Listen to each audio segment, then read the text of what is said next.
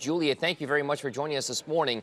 Take us through the numbers here. 6% is slow, but it's still pretty good. So what exactly is the reaction there, and what does China need to do to prop up the economy even further?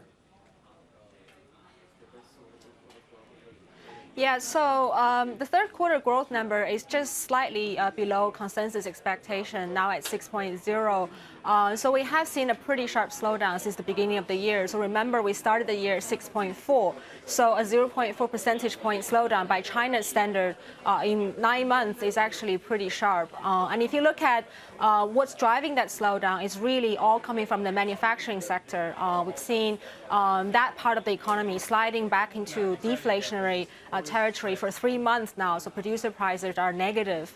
At the same time, you are seeing very, very anemic pace of investment growth, suggesting firms are very, very cautious. So I think it's really that we had this very sharp slowdown in the manufacturing sector that's generating some concern about just the overall balance of the economy. Of course, China is more consumption driven. And if you look at the other parts of growth, if you look at retail sales, these are all okay. But I think it's really the disproportionate hit that this whole external uncertainty is having on the manufacturing sector that's generating concern in Beijing. So they have to do something to prevent a deflationary spiral from happening.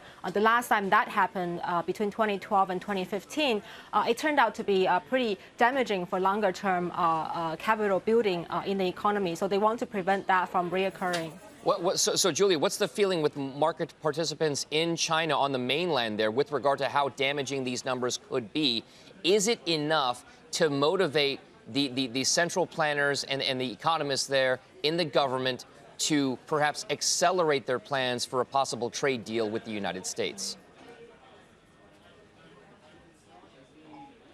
So there have been a lot of calls on the back of not just today's number, but also the activity data we've been getting for some time now on the industrial sector health of the economy to accelerate policy easing. I think that a lot of people probably rightly point out that we have an external demand shock. And this is a type of incident where monetary policy, such as looser liquidity or policy rate cut, really can play a role in terms of mitigating the impact. So I think that a lot more focus right now is still being put on looking for ways to mitigate that impact. And I think that the policymakers have been trying to be more balanced, so they're trying to direct attention also to the fact that, look, we've got fiscal policy space, we can do reform. But I think the key debate here in the domestic and the broader Asia market, as far as China is concerned, is just really that the market wants the policymakers to ease a little bit faster because they're worried about disinflationary pressure spreading. The policymakers have been a little bit slow because they want to have a broader, more basket approach. I think that the trade negotiations and the twists and turns there have negatively impacted corporate confidence. So obviously, I think that the corporate sector and the market wants the external risks to fade even more. We have had some positive news over the last couple of days, but I think it's probably not enough at this point to really meaningfully turn around people's confidence on just how the external side is going to pan out. All right, it's one of the biggest stories on this Friday morning. Thank you very much, Julia Wang, Hong Kong for us with the latest on the Chinese economy.